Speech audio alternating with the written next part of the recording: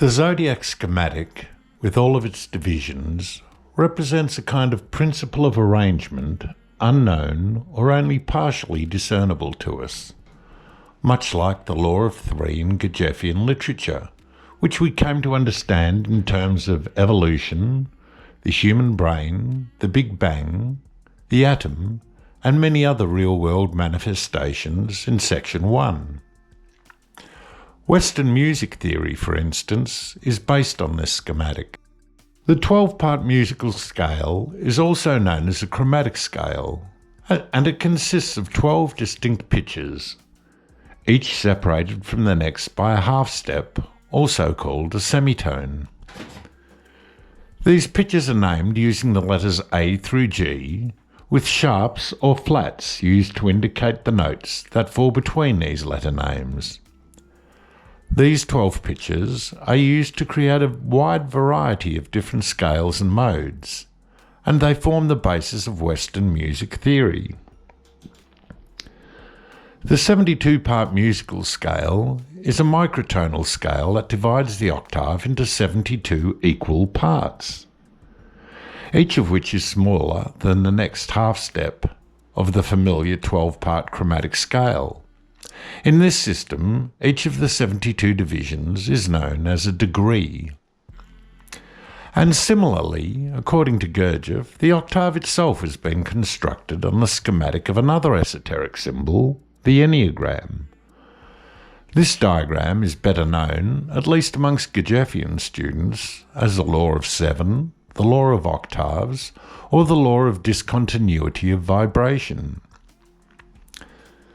This law of arrangement, following the tetragrammaton continuum, allows us to define the various manifestations of psychological type, but not through the avenue of modern astrology, because the original knowledge has been all but completely lost and replaced with all kinds of distortions, invention, and imaginary things as it passed through the millennia. All that remains in modern astrology are good descriptions of 3 out of 4 initial divisions, the idea of 4 sets of 3 related types, and some observational input of dubious quality owing to the loss of foundational knowledge. This foundational knowledge can, to the best of my knowledge, only be arrived at through one extant source, and that is the teaching of Gurdjieff, to whom I owe a great deal. As with much of his teaching, it requires a good deal of work on our side to extract it. This is due to Gurdjieff's particular style of teaching. In regard to many subjects, including psychological type, he would give barely enough to point his students in the right direction, and no more. So he only mentioned astrology once or twice in passing, and though he described the initial divisions of psychological type, he refused to be drawn into further elaboration. The idea behind this is consistent with the attainment of depth knowledge and understanding in any academic field. The arduous process by which we arrive at knowledge and understanding through our own work is indispensable. It is a process, and what is discovered and obtained in the course of the process, that cannot be arrived at in any other way. To this end, he intentionally made things difficult. Those who were prepared to work could potentially get somewhere. Those who were not got nothing. This seems fair and applies to most of our endeavours of life. We earn what we get through the currency of our efforts and our commitment. And actually, modern psychology generally works on the same principle. The psychologist can offer work direction, but if the patient is not prepared to work, they get nothing, and they cannot expect otherwise. It is beyond doubt that Gurdjieff was informed by the same source of knowledge that informs certain streams of what is called Jewish mysticism, although this has not been generally understood by students of Gurdjieff, and I can find nothing to indicate otherwise. During the decades of reading and working with Gurdjieff's material, I could not even recall Gurdjieff mentioning the tetragrammaton until I double-checked while preparing this video, and I discovered that I was mistaken. I actually found a few quotes that somehow I had not noticed before. These two are of particular interest. The Tetragrammaton has not only been misunderstood, but also degraded and even completely perverted. According to the real sense of this word, it indicates the equilibrium and harmony of the two cosmic forces, centrifugal and centripetal, which, by their mutual and simultaneous action, govern all phenomena in the universe. The ray of creation represents a process of the unfolding of the universe. It starts with the absolute and descends through a series of levels or dimensions until it reaches the material world. Each level is governed by a different law, and the laws are organized according to the principles of the Tetragrammaton, which is the name of the deity in Hebrew, consisting of 4 letters, YH, WH.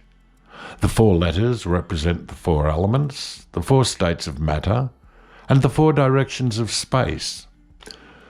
When I read this, I was surprised, not because it is inconsistent with what we have learned, because it is completely consistent, but the relationship between the Tetragrammaton and Gurdjieff's teaching seems to have been entirely missed by his own students, even though the hints given above are more than necessary to connect things together.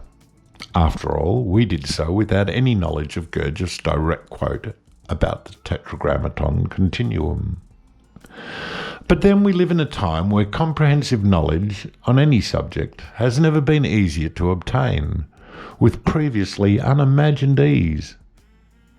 Even with a miracle of this technology, it took me a very long time to even find sources that describe this knowledge, and then to learn the dynamics, properties, and associative meaning of the Tetragrammaton. But if you can imagine how difficult this knowledge would have been to find and extract in Gurdjieff's time, almost 100 years ago, then you will appreciate our privileged position.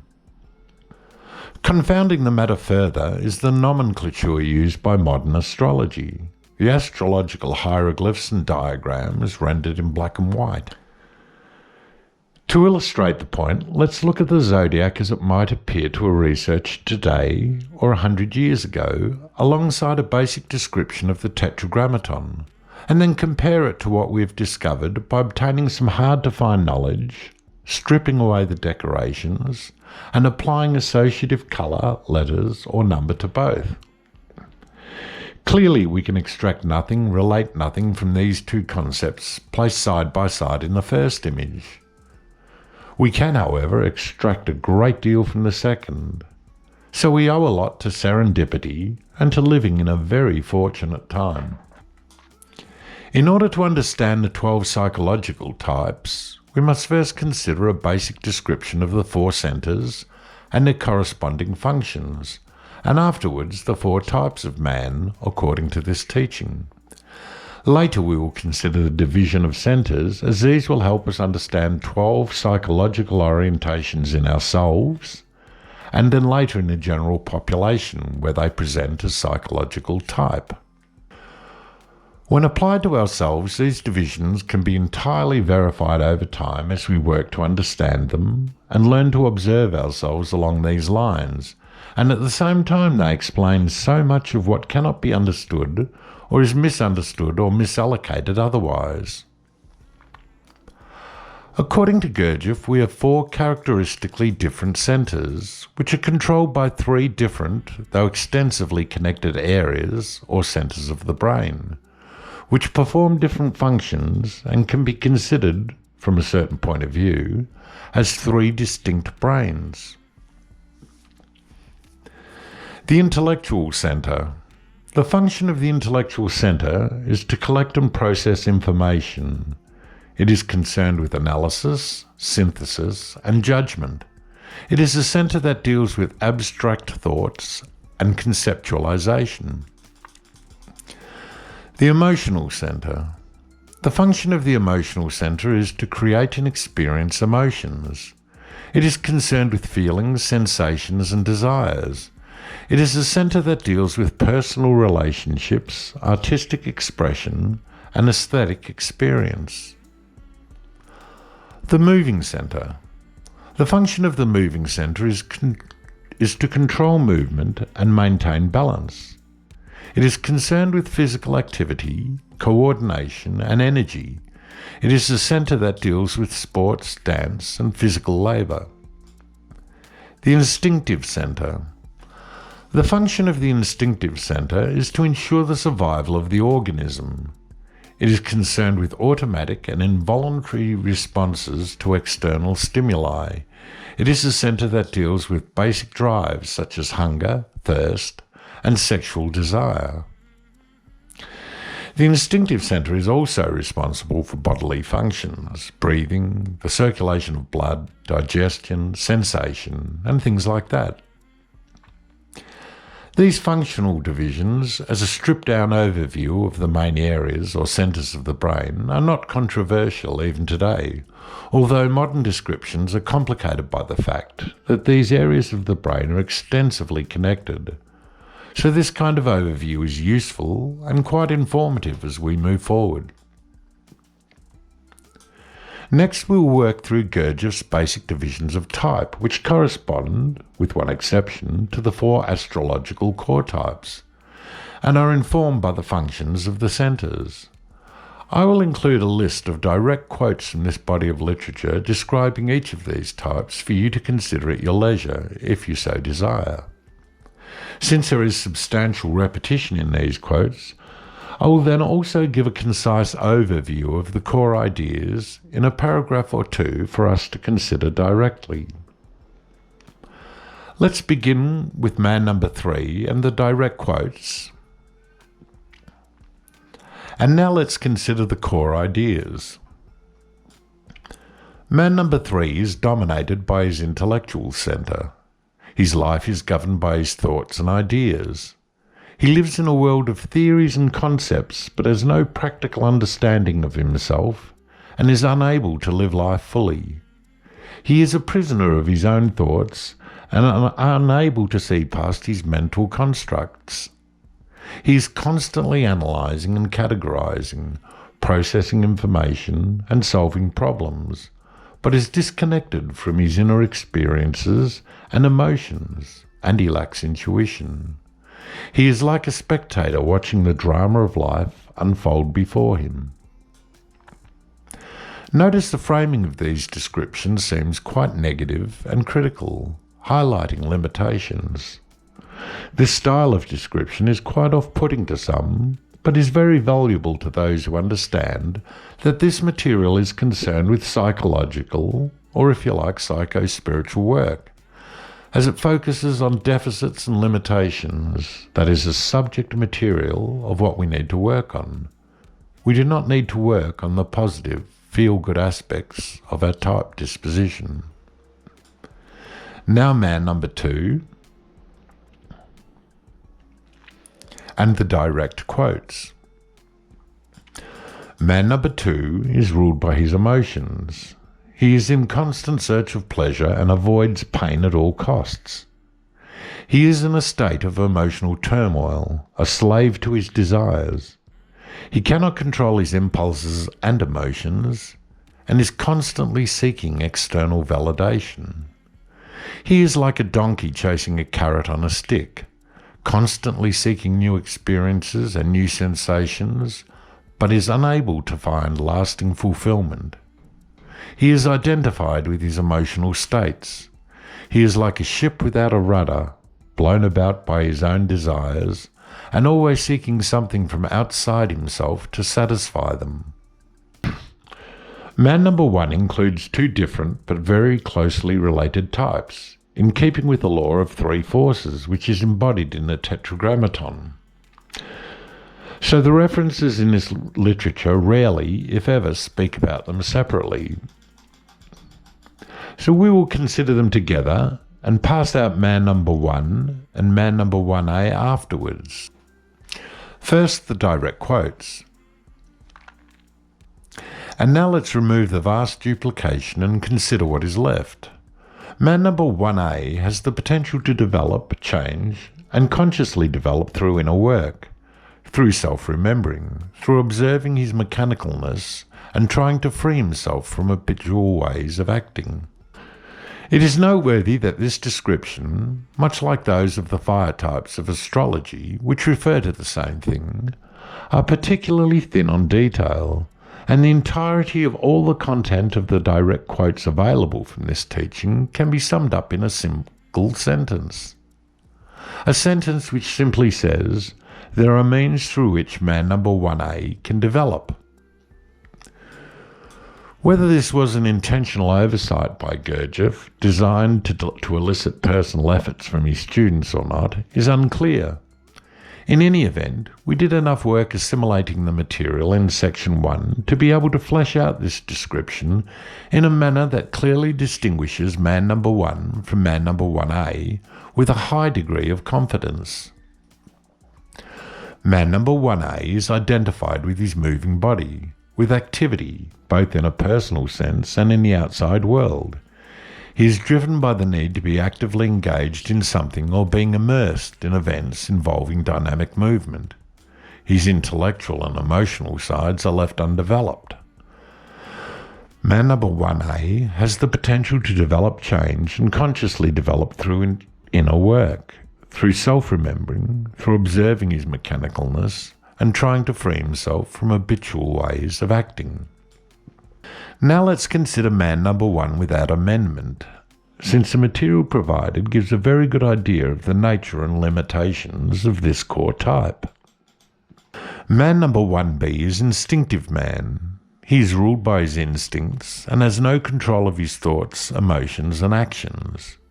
He is driven by his animal instincts and entirely dominated by and identified with external circumstances. He is highly identified with the physical body and its needs. He is completely mechanical and unconscious and has no possibility of change. He is passive, automatically reactive, and has no chance of awakening. If we compare these descriptions to those we find for the earth, fire, water, and air divisions of astrology, they are only superficially similar. While astrological descriptions focus on lengthy descriptions of positive feel-good attributes, preferences, vocations, and personality, which do not stand up to scrutiny and are full of demonstrably fallacious inferential leaps in practice, the descriptions we have considered, on the other hand, are concise, focused on limitations, obstacles, and partiality. They focus on negative aspects that require attention and work. Let's compare the general descriptions given by astrology for the water types with man number 2 from Gurdjieffian literature to make the point. It is useful to dwell on this comparison if you have the time. Finally, when we consider the description of each of the 4 centers alongside the 4 types as described in this body of work, it is clear that they are highly correlated. Take some time to hit the pause and compare and consider the description of each center with its corresponding type, because it is quite apparent that to a large degree we can extrapolate each type's features simply through knowing the functions of the 4 areas or centers of the brain, which, as mentioned, are uncontroversial from a scientific point of view. According to this literature, everyone is born into one of these 4 types. That is, our psychological center of gravity will reside in one or another of these centers. Ordinary observation confirms this, but we have the first accounts of any mother, as well as Jung's work, which underlines that we are not born a blank slate. On the contrary, we enter this world with very different personalities, inclinations, and temperament. In the next video, we will do a deep dive into the 12 divisions of centers described by Gurdjieff. This is seminal knowledge that can be found nowhere in the literature of modern psychology, philosophy, the religious world, or anywhere else. And it is through this ideology we can extract 12 categories of psychological type that have a solid foundation. Thanks for listening.